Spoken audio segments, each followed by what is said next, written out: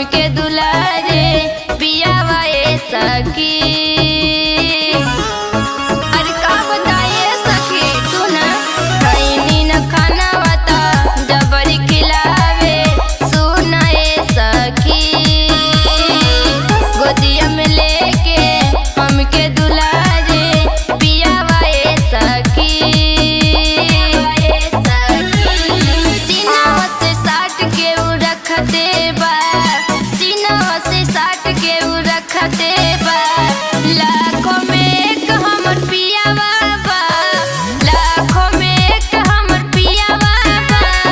साखी हो सब कसे हट के बा, जावन कहे नी उ करते बा। लाखों में एक हमर पियावा बा।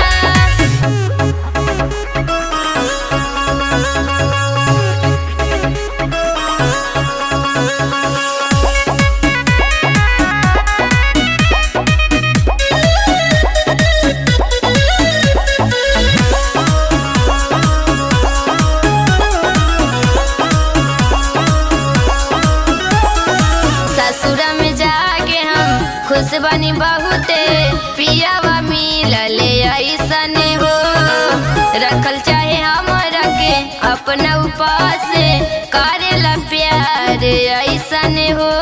अरे का बताइए सखी सुना, ससुरा में जाके हम खुश बनी बहुते।